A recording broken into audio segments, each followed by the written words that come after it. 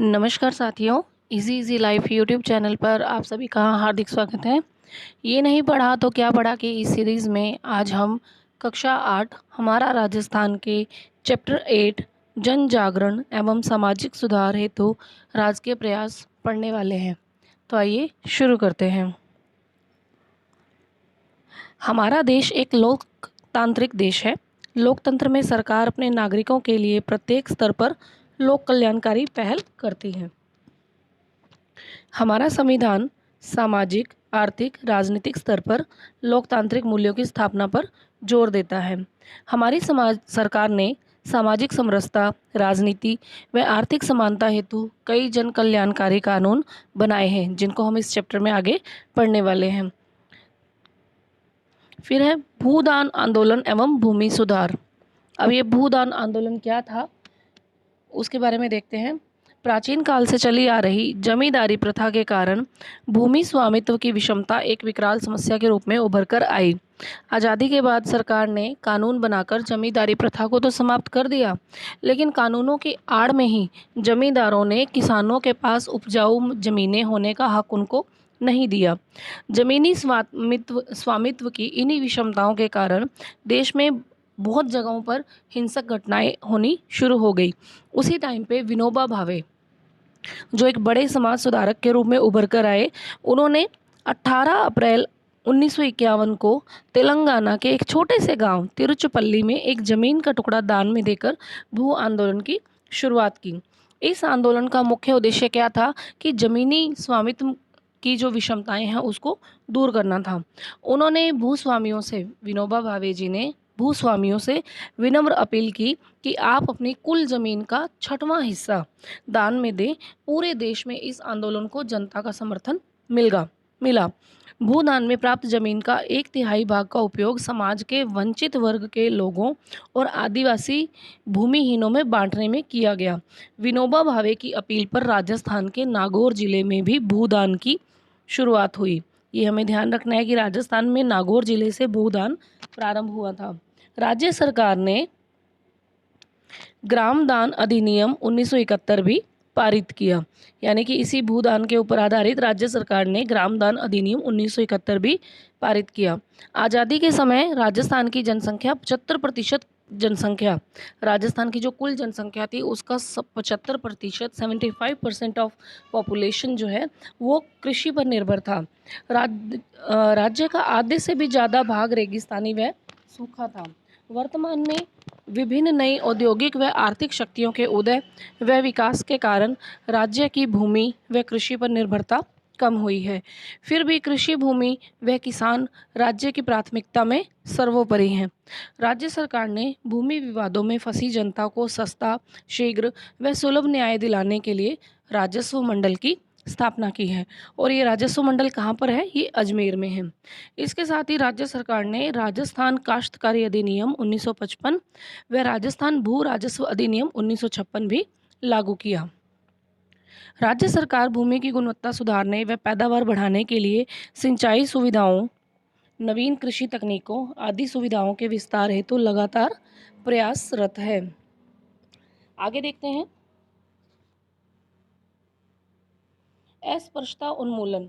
अस्पृश्यता उन्मूलन में क्या है कि आधुनिक भारत में राजा राम मोहन राय, ज्योतिबा फुले, रामास्वामी नायकर, महात्मा गांधी आदि ने जातिगत भेदभाव और असमानता को दूर करने का प्रयास किया था। इसी तरह से राजस्थान में भी स्वतंत्रता से पूर्व दयानंद सरस्वती, गोविंद गुरु, मामा बालेश्वर, हरिभाऊ उपाध्याय ऐसे समाज सुधारकों के नाम का उल्लेख किया जाता है, जिन्होंने सामाजिक भेदभाव को दूर करने हेतु प्रभावी प्रयास किए थे। समानता लोकतंत्र का आधार है। भारत के प्रत्येक नागरिक को कानून के समक्ष समान माना गया है। सभी को कानून का समान संरक्षण प्राप्त है। अर्थात संविधान के अनुसार राज्य किसी भी व्यक्ति से धर्म, नस्ल, जाति, वर्ण, लिंग या जन्म के आधार पर भेदभाव नहीं करेगा। संविधान के अनुच्छेद 17 में छुआछूत अस्पृश्यता को दंडनीय अपराध घोषित किया गया है। अस्पृश्यता उन्मूलन के लिए भारत सरकार ने नागरिक अधिकार संरक्षण अधिनियम 1955 भी लागू किया है। राजस्थान सरकार ने भी अस्पृश्यता अधिनियम 1955 को अपने यहाँ प्रभावशाली रूप से लागू किया। इसी के तहत राजस्थान सरकार में केंद्र सरकार द्वारा अनुसूचित जाति जनजाति निरोधक कानून 1889 को भी सख्ती से लागू किया गया, जिसका मूल उद्देश्य क्या था? दलितों के आर्थिक अधिकारों के संरक्षण हेतु विशेषकर उनकी जमीन पर अतिक्रमण करने वाले तथा उच्च वर्ग के लोगों द्वारा निजी जमीन से बेदखल करने वाले लोगों के खिलाफ कार्यवाही का प्रावधान हो।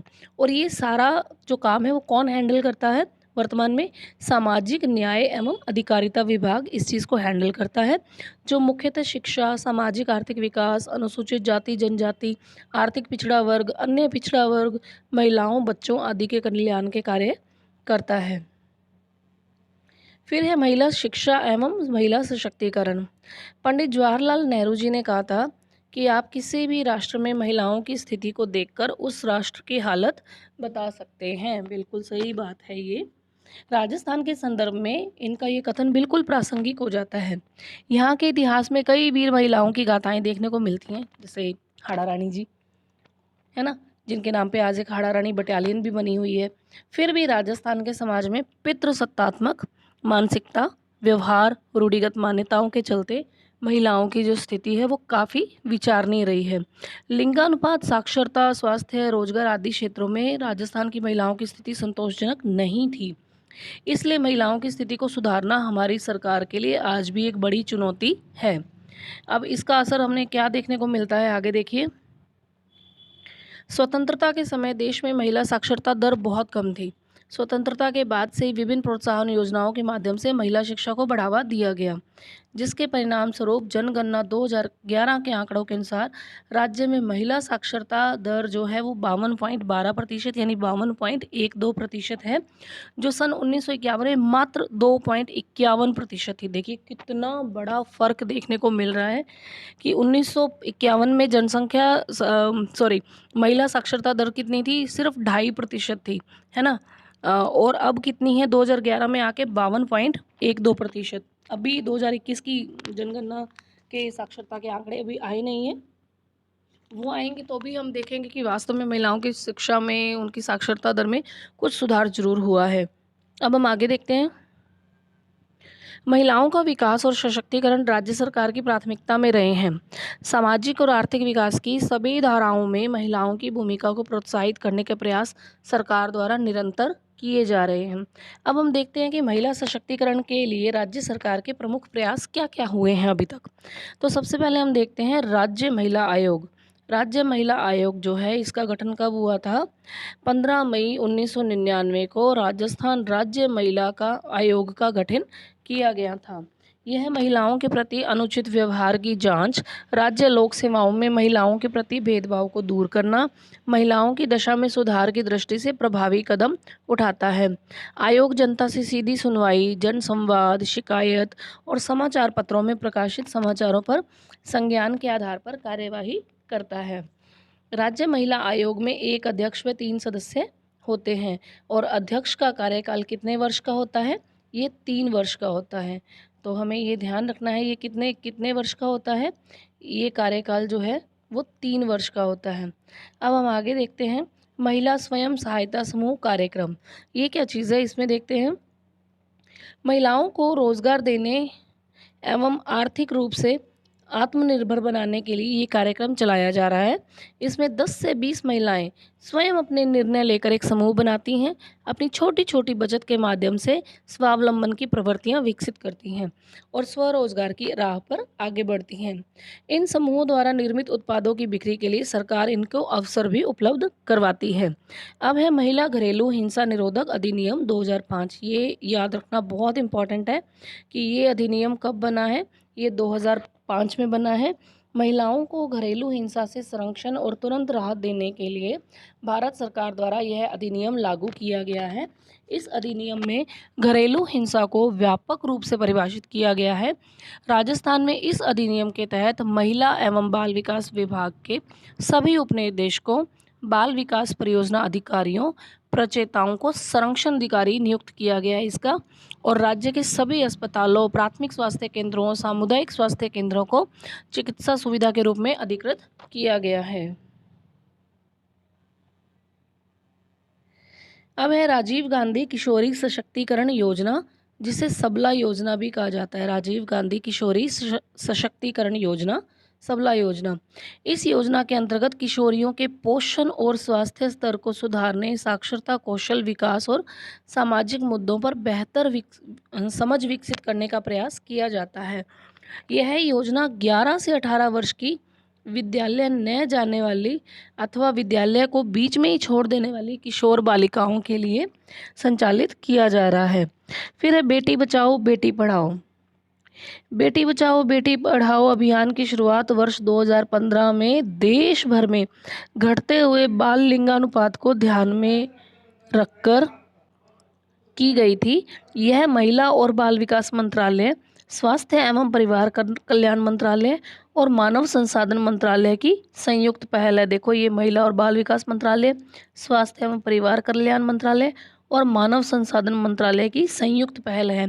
इसके तहत कन्या भ्रूण हत्या रोकने, विद्यालयों में लड़कियों की संख्या बढ़ाने, विद्यालय छोड़ने वाले लड़कियों की संख्या को कम करने, शिक्षा के अधिकार के नियमों को लागू करने और लड़कियों के लिए शौचालयों के निर्माण में वृद्धि करने जैसे उद्देश्य इसमें निर्धारित किए गए हैं। और ये देखिए, ये इनका लोगो है, ये लोगो है बेटी बचाओ बेटी पढ़ाओ अभियान का, ये लोगो है। फिर है महिला सशक्तिकरण के लिए कुछ अन्य महत्वपूर्ण कानून भी विद्यमान हैं। हिंदू उत्तराधिकार दत्तक ग्रहण एवं संरक्षण अधिनियम 1956, जिसका संशोधन जो है 2005 में किया गया है। यानी कि इसके तहत क्या है, हिंदू उत्तराधिकार में कि पहले जो परिवारों में, हिंदू परिवारों में क्या था कि जो लड़कियां या जो बेटियां विवाहित हो जाती थी, विवाह के बाद उनको अपने माता पिता की संपत्ति में कोई हिस्सा नहीं दिया जाता था। लेकिन अब ये जो नया संशोधन इसमें किया गया है, उसके तहत हर लड़की को, हर बेटी को अपने माँ बाप की संपत्ति में बराबर का हक दिया जाता है। फिर है दहेज निषेध अधिनियम 1961। फिर है बाल विवाह निषेध अधिनियम 1925। इसका संशोधन 1986 में और 2006 में किया गया है। वैसे ये 1925 नहीं है, यहाँ पे 1929 होना चाहिए, फिर भी मैं आपको इसको फिर से कंफर्म करके बता दूंगी। फिर है मतदान प्रक्रिया।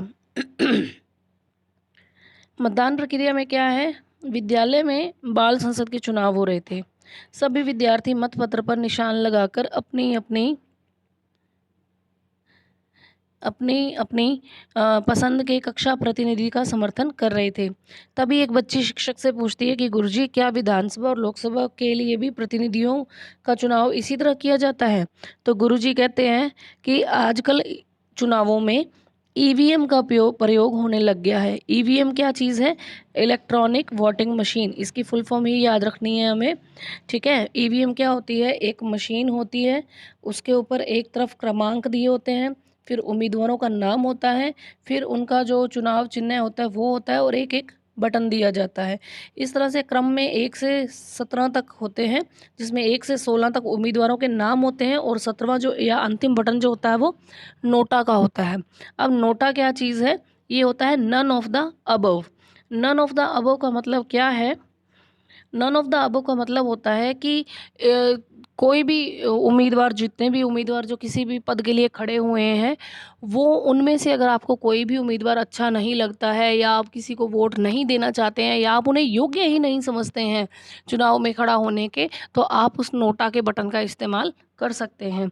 अब होता क्या है कि इस प्रक्रिया में मतदान केंद्रों का निर्धारण, मतदाता सूची का प्रकाशन, उम्मीदवारों की सूची, ईवीएम को चुनाव हेतु तैयार करना आदि कार्य शामिल होते हैं।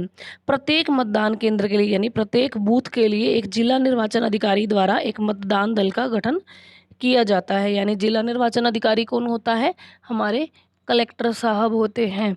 तो इनके द्वारा मतदान दल का गठन किया जाता है प्रत्येक मतदान केंद्र के लिए, प्रत्येक बूथ के लिए। मतदान दल में एक पीठासीन अधिकारी होता है और अन्य मतदान अधिकारी होते हैं। मतदान केंद्र में प्रवेश करते ही मतदाता के नाम का मतदाता सूची से मिलान किया जाता है। फिर उस मतदाता के बाएं हाथ की तर्जनी उंगली पर अमिट स्याही लगाई जाती है, और मतदाता रजिस्टर में उसके हस्ताक्षर करने के बाद उसे ईवीएम मशीन पर वोट डालने के लिए कैबिन में भेज दिया जाता है। कैबिन में प्रवेश करने के बाद वो ईवीएम का बटन दबाकर गुप्त रूप से अपना वोट डालता है। इस प्रकार मतदान की प्रक्रिया पूर्ण होती है। आजकल ईवीएम के साथ वीवीपीएटी वीवीपैट का प्रयोग भी किया जाता है। संबंधित रिटर्निंग अधिकारी अपने सम्मुख उम्मीदवार या उसके प्रतिनिधि की उपस्थिति में ईवीएम के मतों की गणना करवाते हैं और परिणाम की घोषणा करते हैं। अभी अपनों ने पढ़ा वीवीपीएटी। अब ये वीवीपीएटी वीवीपैट मशीन क्या है? इसका पूरा नाम है voter verifiable paper audit trial. ये एक प्रिंटर डिवाइस है। इसको ईवीएम के बैलेट यूनिट से और कंट्रोल यूनिट से जोड़ा जाता है। जैसे ही कोई वोटर अपना वोट देता है तो एक बैलेट पर्ची प्रिंट हो जाती है, जिसके ऊपर जिस उम्मीदवार को वोट दिया गया है उसका क्रमांक, उसका नाम, उसका चुनाव चिन्ह अंकित हो जाता है और ये पर्ची 7 सेकंड तक एक पारदर्शी बॉक्स पर दिखाई देती है मतदाता को। उसके बाद पर्ची जो है वो प्रिंटर के ड्रॉप बॉक्स में चली जाती है, बीप की आवाज़ सुनाई देती है और इस तरह से मतदान की प्रक्रिया पूरी हो जाती है और वोटर को ये पता चल जाता है कि मैंने जिसे वोट दिया है वो सही है या नहीं है। ठीक है। अब हम बात करते हैं सुव्यवस्थित मतदाता शिक्षा और निर्वाचक सहभागिता स्वीप प्रोग्राम की। अब स्वीप प्रोग्राम क्या है? मतदाताओं, नागरिकों और निर्वाचकों को निर्वाचन प्रक्रिया के बारे में प्रशिक्षित करने, उनकी सहभागिता बढ़ाने हेतु निर्वाचन विभाग द्वारा बहुमुखी कार्यक्रम को सुव्यवस्थित मतदाता शिक्षा और निर्वाचक सहभागिता कार्यक्रम कहते हैं। इस कार्यक्रम के 2 मुख्य उद्देश्य हैं। एक तो सूचित मतदान, यानी कि मतदान जो करवाया जाए वो निष्पक्ष होना चाहिए, नीतिपरक होना चाहिए। और सूचित मतदान का मतलब है कि जागरूकता के साथ मतदान। लोगों को पता होना चाहिए कि हम वोट क्यों दे रहे हैं, हमारा एक एक वोट क्या मायने रखता है सबके लिए, सरकार के लिए, देश के लिए, राज्य के लिए। फिर है सूचना का अधिकार।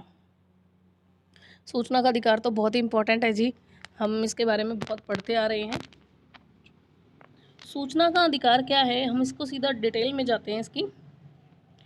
ये है देवडूंगरी गांव। पहले तो ये देवडूंगरी गांव को देखते हैं कि राजस्थान के राजसमंद जिले की भीम तहसील के देवडूंगरी गांव में मजदूरों और किसानों ने अपनी मजदूरी से संबंधित सरकारी रिकॉर्ड, जैसे उनकी हाजिरी, उनको कितना भुगतान की दिया गया है, इसकी रजिस्टर की कॉपी मांगी थी।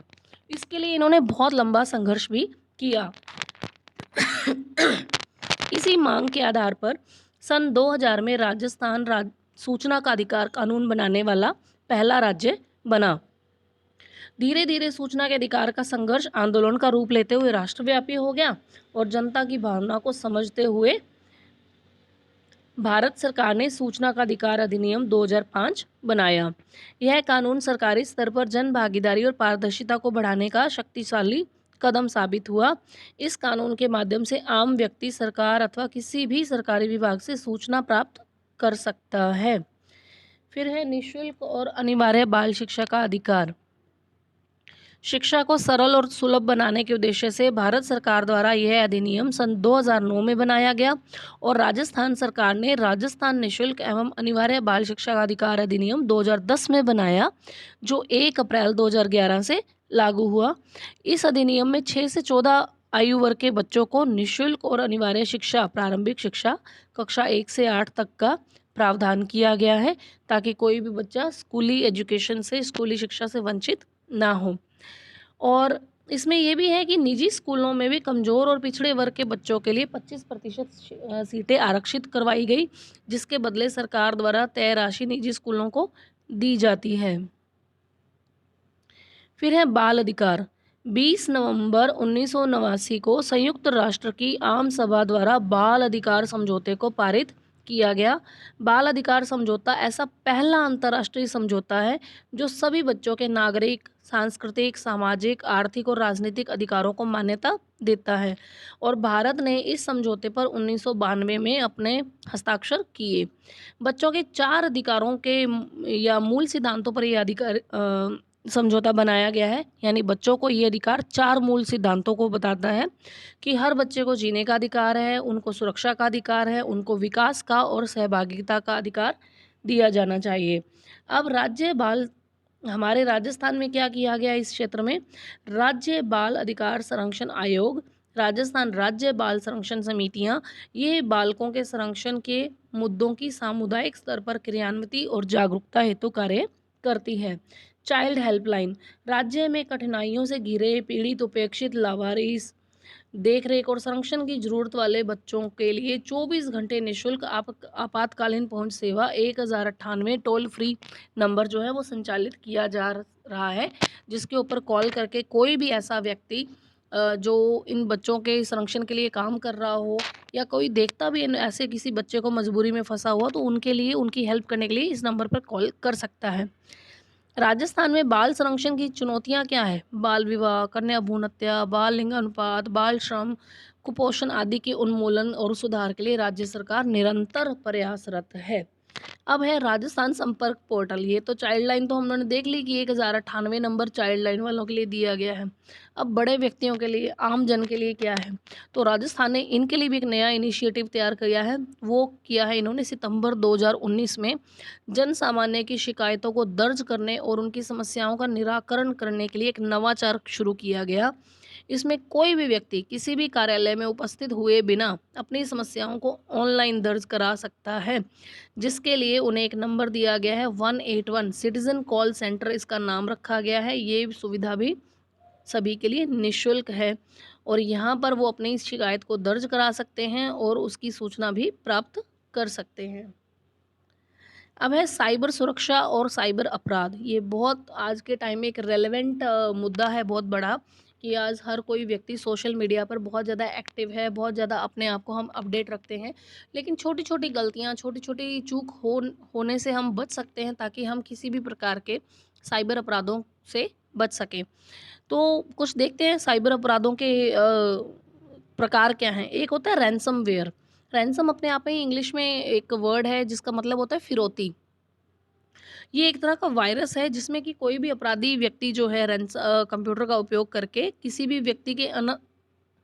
अन्य व्यक्ति के कंप्यूटर को या उसके सिस्टम को अटैक करके उसकी फाइलों को नुकसान पहुंचा सकता है, उसके डेटा को चोरी कर सकता है।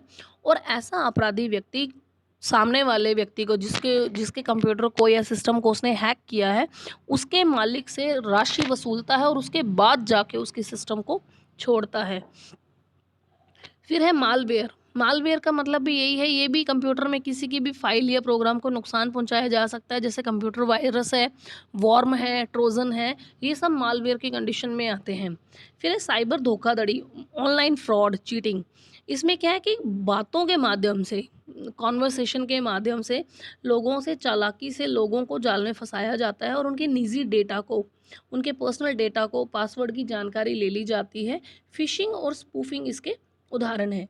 फिशिंग क्या होता है? फिशिंग एक तरह का ठगी का तरीका है जिसमें लोगों को प्रतिष्ठित या विश्वस्त संस्थानों के नाम से फर्जी ईमेल भेजे जाते हैं। इसी तरह के मेल का उद्देश्य जरूरी डेटा को चुराना होता है, जैसे क्रेडिट कार्ड या नेट बैंकिंग की जानकारी हम लेते हैं या किसी को दे देते हैं तो वो हमारे पूरे अकाउंट को साफ कर देते हैं। फिर है स्पूफिंग। अब ये क्या है? इसमें ठगी करने वाला व्यक्ति किसी वैध व्यवसाय, पड़ोसी या विश्वस्त होने के बहाने से किसी अन्य की पहचान या व्यक्तिगत जानकारी प्राप्त करने का प्रयास करता है। तो ये भी एक क्राइम है। ज़रूरी है इससे बचने के उपाय पे ध्यान देना। साइबर सुरक्षा के लिए हमें अपने पासवर्ड या एटीएम पिन को गोपनीय रखना चाहिए और समय-समय पर इनको बदलते रहना चाहिए। अपने कंप्यूटर और लैपटॉप में हमेशा हमें अपडेट करना चाहिए एंटीवायरस सॉफ्टवेयर को। नया एंटीवायरस सॉफ्टवेयर थोड़े-थोड़े टाइम बाद जो आते रहते हैं, उनको डालना चाहिए। किसी भी व्यक्ति को फ़ोन या ईमेल पर अपनी व्यक्तिगत जानकारी जैसे आधार कार्ड है या पैन कार्ड है या किसी भी प्रकार के बैंक के एटीएम के पिन्स या ओटीपी की जानकारी नहीं देनी है। एटीएम व बैंक खातों से संबंधित धोखाधड़ी की सूचना तत्काल संबंधित बैंक को देनी चाहिए। साइबर अपराध की स्थिति में नागरिक national cyber crime reporting portal पर ऑनलाइन शिकायत दर्ज करा सकते हैं। अब हम देखते हैं कि राजस्थान में या हर राज्य, देश के हर राज्य में सरकार द्वारा अनगिनत योजनाएं चलाई जा रही हैं। बहुत सारे लोग इससे लाभान्वित भी होते हैं और देखा जाए तो हर एक फैक्टर पे, हर एक क्षेत्र में राज्य सरकारें अपने अपने तरीके से अच्छी अच्छी योजनाएं लाकर लोगों के हितों के लिए काम करते हैं। जैसे महिला सशक्तिकरण के लिए अनेक कार्यक्रम चलाए हैं, है ना। प्रत्येक नागरिक को ये एहसास दिलाया जाता है कि उनका वोट देश के लिए महत्वपूर्ण है। स्वीप और मतदाता जागरूकता अभियान चलाए जाते हैं।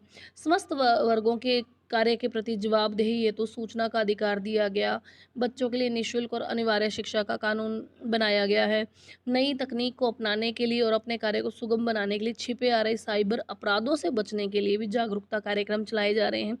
तो ये कह सकते हैं हम कि जन जागरूकता व सामाजिक सुधार हेतु किए जाने वाले राजकीय प्रयास ही उस राज्य को प्रगति पथ पर आगे बढ़ाते हैं।